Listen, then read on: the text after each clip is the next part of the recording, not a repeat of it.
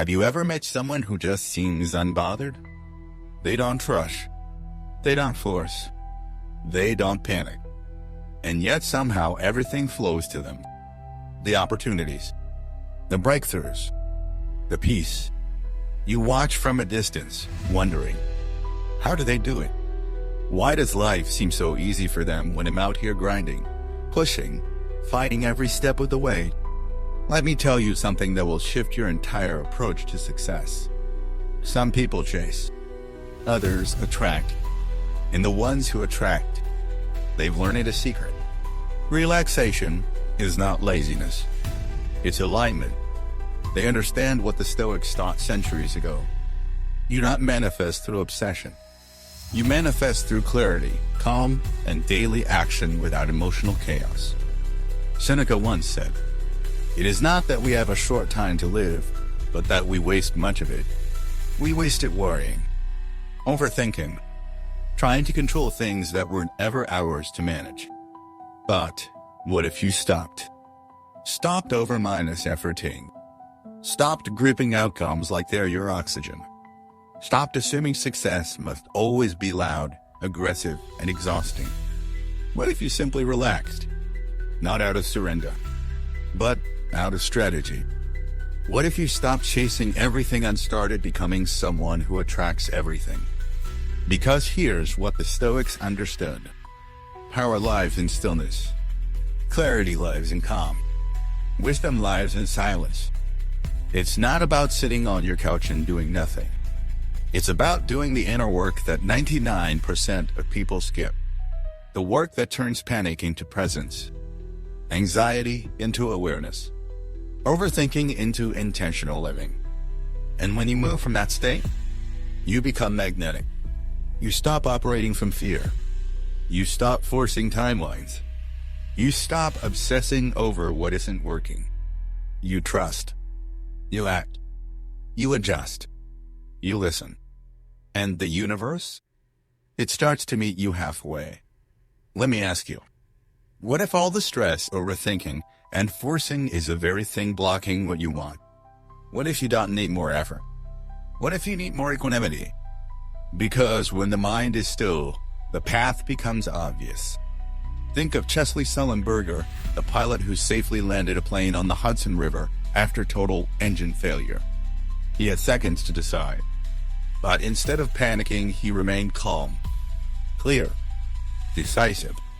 And in that state of mental stillness, he saved every life on board. You don't need a crisis to discover that kind of clarity. You just need to train for it, daily. Because life will test you. It will surprise you. It will strip away control. But calmness, that's always yours to access. So here's your first practice. 1. Every morning, take 5 minutes to breathe before the world grabs your attention. Not scrolling. Not planning. Just breathing. Inhale. Exhale. Notice the noise in your head and let it float by. This isn't spiritual fluff. It's mental conditioning. Because calm is a muscle. And most people, they never train it. But you're different. You're learning to lead with stillness. To build your future without burning yourself out. To let go of what you can't control and double down on what you can. Your breath. Your mindset. Your next move. This is where manifestation begins. Not with vision boards, but with the courage to relax when everything tells you to panic. And from that space, you move. Strategically, boldly, calmly. Because that's the paradox. The more relaxed you are, the more powerful you become. Surrender control and let life come to you. We've been taught that if you want something, you must grip it tightly. Chase it endlessly. Hold on until your knuckles bleed. Push harder. Think faster. Never rest. But what if that mindset celebrated as ambition is exactly what's pushing everything you want further away?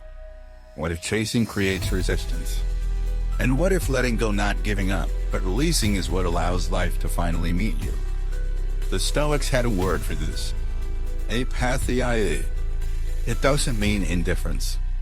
It means freedom from being disturbed by what you cannot control. They believe that true peace and by extension, true power comes not from conquering the world, but from no longer needing to. Let me ask you something personal. What are you trying to control right now that's already out of your hands? Someone else's opinion? The timing of a result? Whether something succeeds exactly as planned? And how's that working? How much peace has that control brought you? How much joy? How much clarity? Probably none. Because control is an illusion. And the harder you grip something that isn't yours to hold, the more life will make you release it. It will force your hands open, not to punish you, but to free you.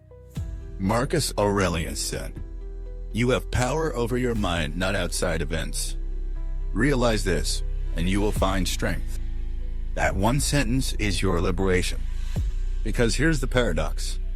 When you stop trying to control everything, you gain control over what matters most yourself. And when you are in control of yourself, you become magnetic, centered, rooted, unshakable. People feel it. They trust you more. You start making decisions that don't come from panic but from clarity. You stop trying to force outcomes.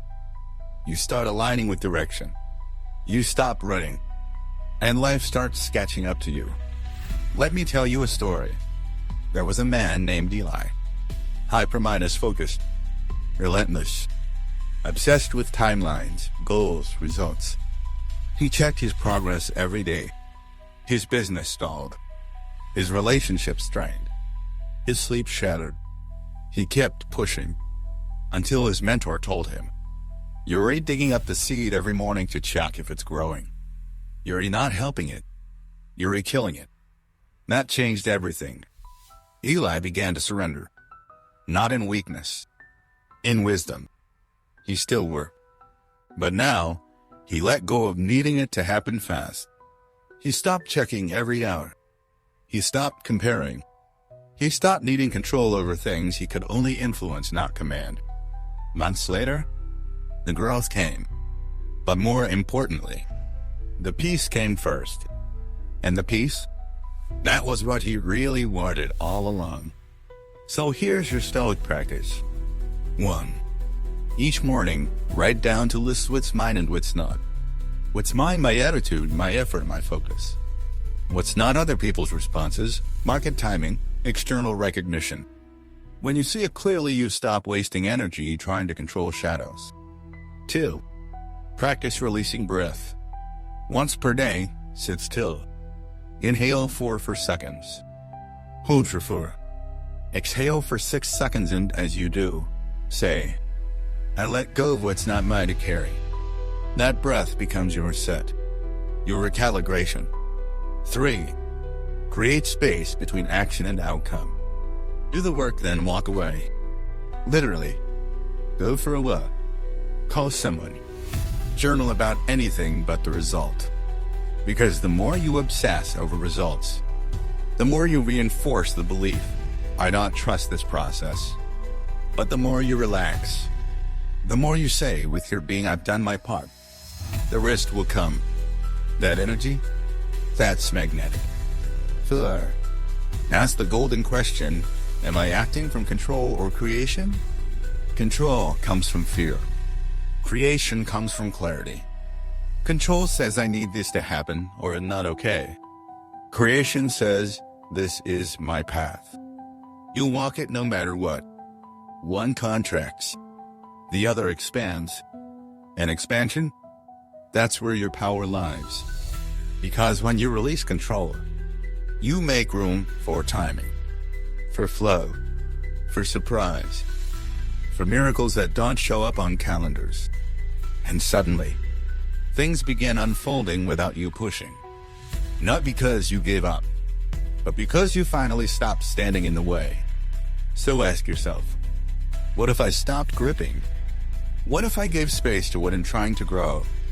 What if letting go is the next level of maturity? Because when you're calm, truly calm, not pretending, not suppressing but grounded, Life moves toward you, not because you chased it, but because you aligned with it. That's the Stoic path, and it's yours now. Calm doesn't make you weak, it makes you untouchable.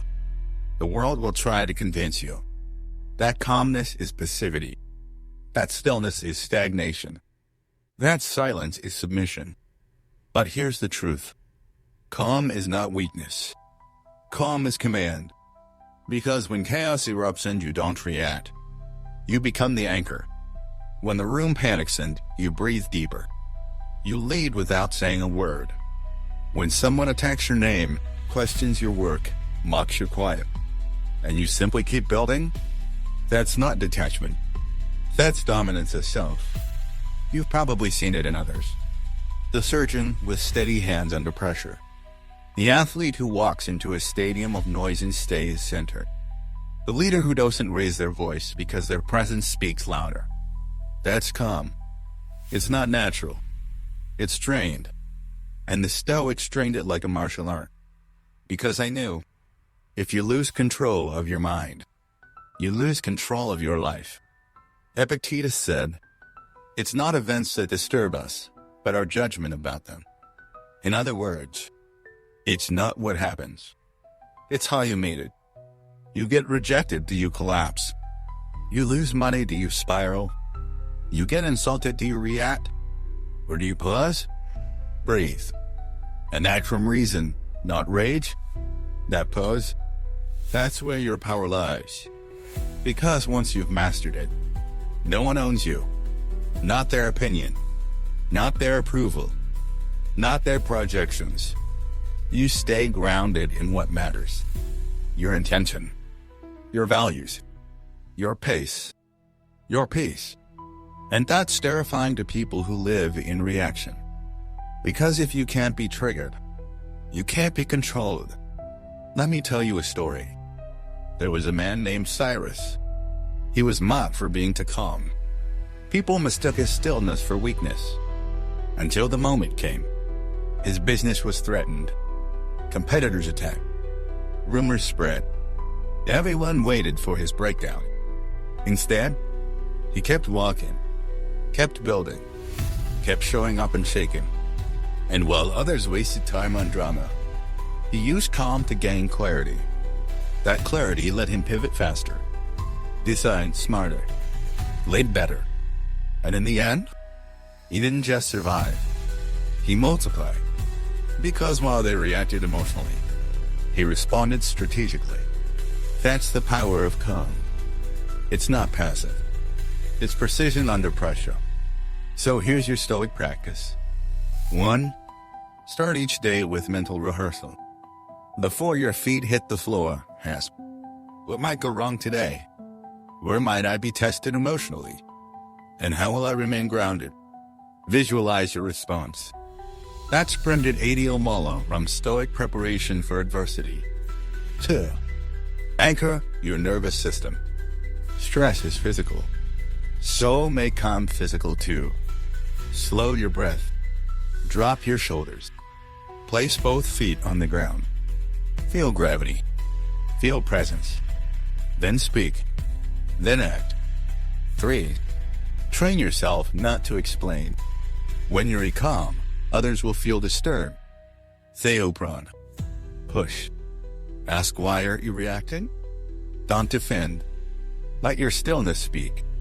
The more you explain, the more you leak power. 4. Protect your peace like a border. Say no without guilt. Exit conversations that agitate your nervous system. You're not avoiding life.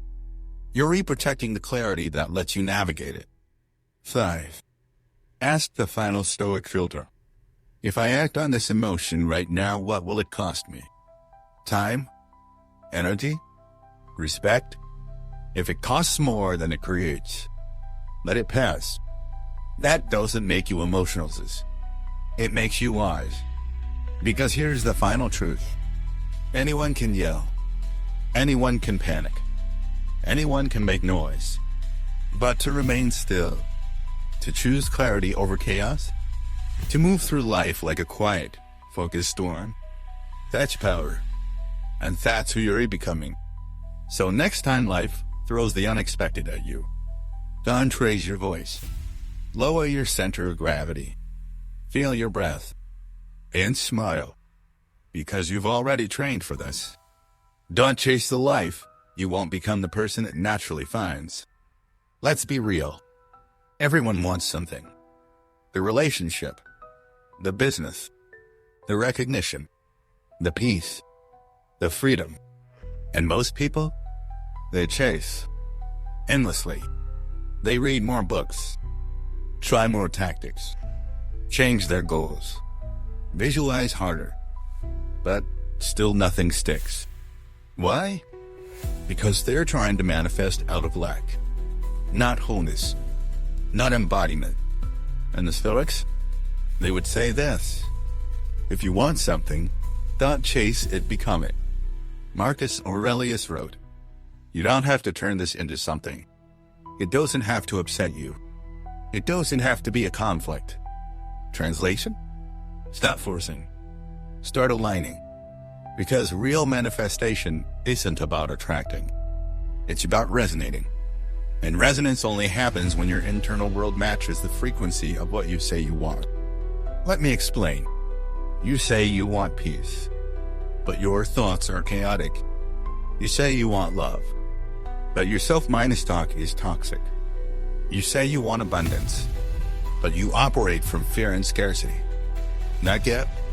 That's why it's not arriving. Because the life you want is not something you attract through effort. It's something you match through embodiment. So stop asking, how do I get that? Start asking, who do I have to become so that this becomes natural? Let me tell you a story. There was a woman named Tamara. She spent years chasing the ideal partner. She journaled, manifested, prayed. But every relationship kept falling apart. One day, she stopped everything. No more affirmations. No more dating apps. No more love scripts. Instead, she focused on becoming the kind of partner she was looking for. She cleaned up her mind, treated herself with respect, built boundaries, built softness, built clarity. Months passed. She didn't search, but love came anyway. Not because she chased it, because she no longer needed it to feel whole. And wholeness? That's irresistible. That's magnetic. Because here's what people forget. You don't manifest what you want. You manifest what you are. So here's your Stoic minus aligned practice. 1. Stop asking for it. Start living like it's already yours. If you had that peace, how would you walk? If you had that love, how would you treat yourself? If you had that success, how would you act in this room? Start now. Live that vibration. 2. Choose identity over outcome. Write this down. I am not chasing a goal. I am becoming the type of person who naturally lives that goal. That's not delusion. That's alignment. 3. Release neediness. Need creates tension. Tension creates resistance. Resistance repels. So soften. Say it to yourself. Even if it never comes, I'm already whole. Paradoxically, that's when it arrives. 4.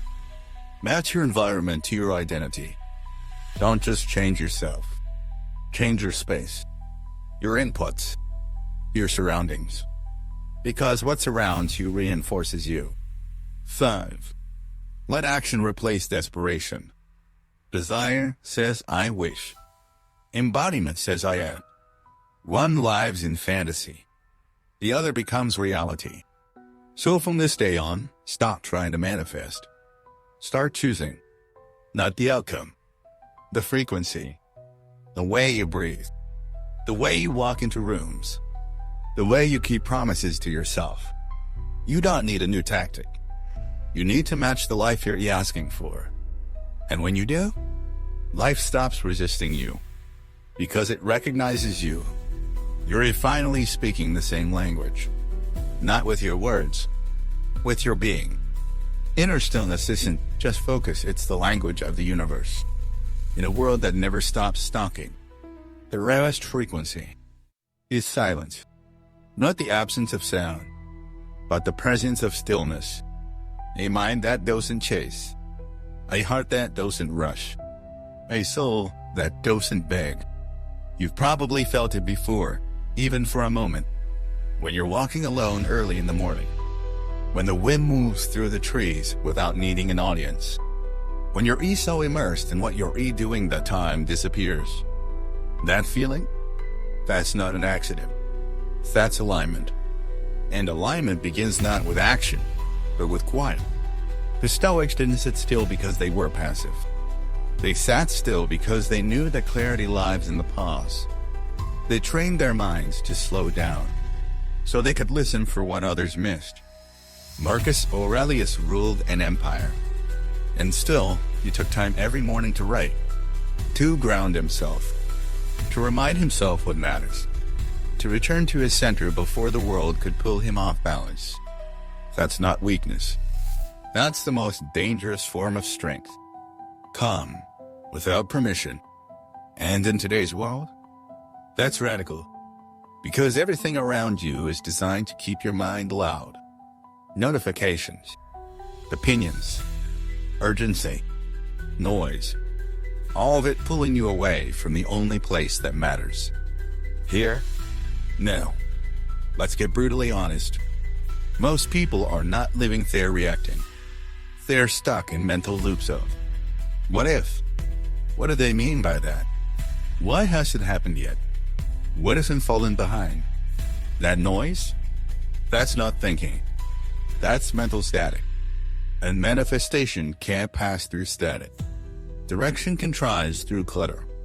The voice of your intuition, the one that always knows what to do next, gets drowned out by thoughts that don't belong to you. So what's the answer? Not more input. Stillness. Stillness is not doing nothing. It's creating the conditions for wisdom to emerge. It's mental oxygen. It's psychic clarity. It's the moment your thoughts soften and truth rises from underneath. You don't force that moment. You prepare for it. You make space for it. Let me tell you a story. There was a man named Jalen. He was successful by every metric but miserable internally. Overstimulated. Overbooked. Overanalyzing everything. He went to therapy. Tried journaling. Nothing landed. Until one day, his therapist said, "You've mastered stimulation. Now learn stillness." Jalen didn't understand. Stillness felt pointless. But he tried. He committed to 15 minutes a day, no phone, no music, no doing. Just sitting. Breathing. At first, his mind screamed. But over time, something shifted. He started noticing his thoughts before they dragged him. He started feeling urges rise and pass without obeying them. He started hearing a quieter voice inside. Not the critic. Not the ego. But clarity. And that clarity changed everything. Because in stillness, he realized he didn't need to do more. He needed to listen more deeply. And from that silence, his next chapter emerged. Not forced, unfolded. That's what inner stillness makes possible. So how do you cultivate it? Here's your practice. 1. Create a sacred no-minus input zone. At least once per day, sit in complete silence for 15-30 minutes. No music. No podcasts. No scrolling. No stimulation. It will feel uncomfortable. That's the point. Sit through it. Let the noise rise, peak, and pass. Don't fight the thoughts, just observe. Eventually, the mind stops grasping. And what's underneath? Stillness. 2. Rewire your relationship with time. You're not behind. You're not late. You're not running out. That's the noise talking. Remind yourself, I move at the speed of presence. And what's meant for me moves at the speed of alignment. When you act from stillness, not stress, your timing becomes divine. 3. Practice movement without mind minus chatter. Go for walks with no phone. Doctor in silence. Wash the dishes with full attention. Let your body lead. Let your thoughts slow down enough for awareness to take the front seat. Suddenly, the most mundane moments become meditative. 4. Ask better questions. The quality of your life is shaped by the questions your mind repeats. Instead of, what hasn't happened yet? What am I doing wrong? When will it work? Try, what can I surrender right now? What is this moment teaching me? How can I soften instead of tighten? These questions calm the mind and invite answers worth listening to. 5. Let stillness change your relationship with effort. You've been taught that results come from maximum effort. But sometimes, the deepest breakthroughs come when you finally get quiet enough to hear what needs to happen next. Because most of the time, the universe isn't screaming. It's whispering. And if your mind is too loud, you'll miss it. You'll walk past the insight. Skip the doorway. Ignore the signal. But when you're still, you notice. You don't rush. You don't cling. You recognize. That's what Stoic manifestation looks like. Stillness that sees clearly. Clarity that chooses wisely. Action that's rooted in peace, not panic. And the result? You move through life like water, flowing around obstacles, absorbing wisdom from silence, becoming both soft and unstoppable. Let's end with a final Stoic reminder. You can't control what happens next, but you can control how still your mind remains while you wait. And that stillness, that's what calls the right things toward you. Not because you pushed, because you finally aligned. When you need nothing, you become the person who has everything. There's a point in your journey. If you stay long enough in silence, if you keep showing up without applause, if you choose peace over panic long enough, something subtle happens. You stop wanting. Not because you've given up, but because you've woken up. You stop obsessing over timelines. You stop needing them to love you back. You stop chasing outcomes to prove your worth. And in that soft, subtle shift, you become powerful. Because now, you no longer need anything to feel complete. That's the paradox the Stoics understood. The less you need, the more free you are. And the more free you are, the more life flows through you naturally. Seneca wrote, "It is not the man who has too little, but the man who craves more, that is poor." So ask yourself, what do I still crave? Recognition? Security? Status? Control? And how much of your energy, your life, is being drained by that craving? Now imagine, if that craving vanished, what would you be capable of? Because here's the thing, needing nothing doesn't make you passive. It makes you potent. You stop moving from lack. You start moving from fullness. You're no longer trying to get something out of life. You're expressing something into it. Let me give you an image. Think of yourself like a well. If you're dry, you go looking for water. But if you filled your well from within now, you become the source. People come to you. Opportunities find you. Not because you begged, but because you became magnetic. That's what happens when you release need. You no longer chase. You draw. Because now you're moving from a different place entirely. Presence. Wholeness. Sovereignty. Let me tell you a story. There was a man named Idris. For years, he ran on ambition. He had the schedule, the vision board, the hustle. And yet he always felt just out of reach from peace. One day, after his third burnout, he met an old friend. The friend asked, "What would you still do every day if nothing changed outside, but you already felt full inside?" Idris scowled and answered, "Because until that moment, every move he made came from trying to fix a feeling."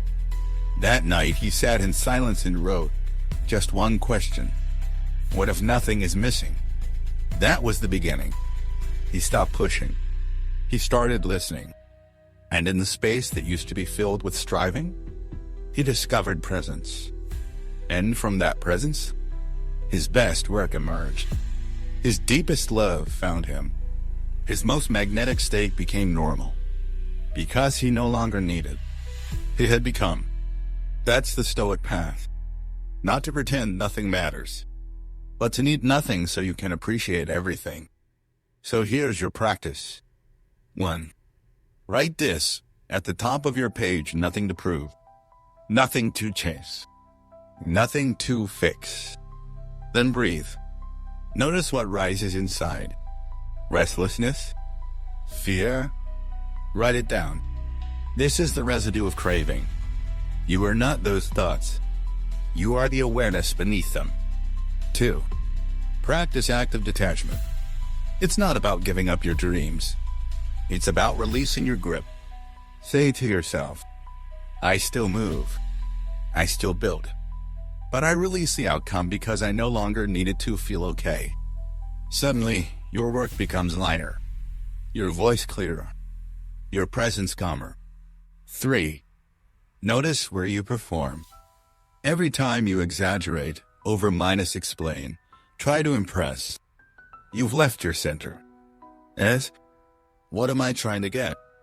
What if I already have it? How would I act if I truly needed nothing right now? Now act from that place. That's true confidence. Sure. Shift from identity of seeker, identity of source. Don't ask, how do I get peace? Say, how do I live peace today? Don't ask, how do I find love? Say, how do I embody love with everyone I meet? Don't ask, how do I become successful? Say, how can I bring excellence to this very moment? You become the source. And sources don't chase. They radiate. 5. Practice non-reactive gratitude. Not just when something good happens, but when nothing happens. When it's quiet. When it's slow. When it's ordinary. Say, even this is enough. That's the final test. Can you still choose joy when no outcome has changed? If yes, then you're finally free. Because the person who needs nothing can't be controlled, can't be rushed, can't be shaken. And from that place, they don't just manifest what they want. They become someone who no longer depends on getting it. And somehow, mysteriously, that's when it arrives. Effortlessly. Naturally.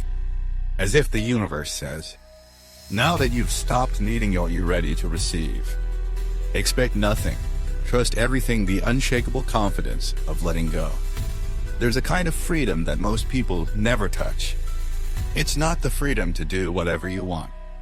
It's the freedom from needing things to go a certain way before you feel at peace. And that freedom begins the moment you stop expecting. Not because you've lost hope, but because you've gained something far more powerful. Trust. The Stoics called it amor fati, the love of fate. It doesn't mean liking everything that happens. It means meeting reality with such deep acceptance that you no longer need it to look a certain way in order to remain whole. You stop saying, you'll be happy if, you'll feel successful when, you'll trust life as long as it follows my plan. You start saying, whatever happens, they'll meet it. And they'll meet it well. Because here's the truth. Expectation is premeditated disappointment. But trust? Trust is power beyond circumstance. Let me ask you, what expectations are you carrying that keep wounding you? That someone should understand you. That your timeline should have been faster. That life owes you something for how hard you've worked. Now ask yourself, what would happen if you let them go? If you lived with full intention, but zero entitlement? Would you still move forward? Would you still show up? Would you still believe? Because that's the Stoic secret. The most powerful people keep going, not because they're promised a reward, but because it's who they've chosen to be. Let me tell you a story. There was a woman named Solney. She was a writer. For years, she wrote every morning.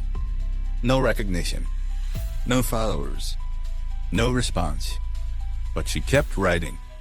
Someone asked her, How do you stay motivated with no guarantee this will work? She said, I don't need a guarantee.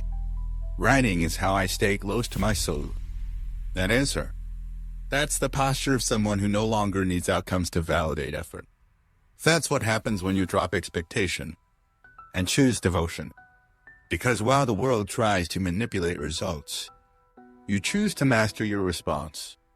And that response, that becomes your power. So here's your Stoic minus align practice. 1. Replace expectation with intention. Expectation says, this better work. Intention says, I'm here to give my best no matter what happens. Start every day with this mantra. I expect nothing, but I will act as if everything is possible. That's balance. 2. Notice where you grip. Expectation always comes with tension. The texture you're waiting on. The deal you want to close. The outcome you keep checking on. Ask what would it feel like to release this just for today. Now do the work.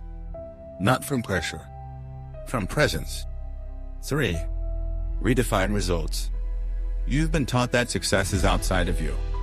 But what if success is waking up and honoring your practice? Showing up with integrity even when it's quiet? Being kind without needing reciprocation? If so, then you're already succeeding daily. You just forgot to count it. 4. Trust the timeline you can't see. The Stoics reminded themselves daily. You don't control the when. You only control the how. So instead of asking, why isn't it here yet? Say, what can I align today, even if it takes years to arrive? When your roots are deep, you stop panicking about when the fruit will come. Because it always comes. Just not when you beg for it. 5. Let trust be louder than your fear. You'll still have doubts. You'll still feel frustration. But trust is not the absence of those emotions. It's the decision to act despite them. Say to yourself, I don't need to know what happens next. I only need to know who I'm becoming by staying the course. And the person you become? That's the real manifestation. That's what remains long after the goals are met or missed. So let this be your new rhythm. Expect nothing. Appreciate everything.